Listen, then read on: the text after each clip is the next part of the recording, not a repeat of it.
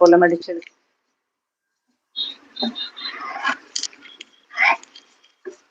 இந்த பிளவுஸ்க்கும் அந்த பிளவுஸ்க்கு என்ன டிஃபரன்ஸ் சொல்றேன்.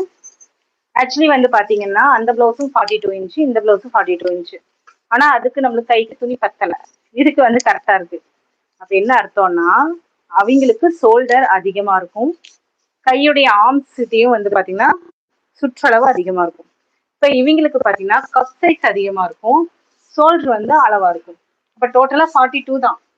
டிஃப்ரெண்ட் வந்து இப்படிதான் வரும். இப்படி வரும்போது நம்ம ஒரே ஷோல்டர் வந்து ஃபாலோ பண்ண முடியாது. கப் சைஸ் அதிகமா இருக்கிறவங்களுக்கு ஷோல்டர்ல துணி அதிகமா கொடுத்தோம் அப்படின்னா கழுத்து லூஸ் வரும். ஒரு பாயிண்ட்.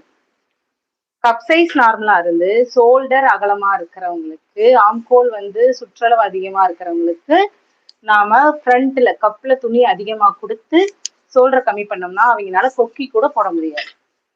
ரெண்டுமே 42 தான். இந்த டிஃப்ரெண்ட்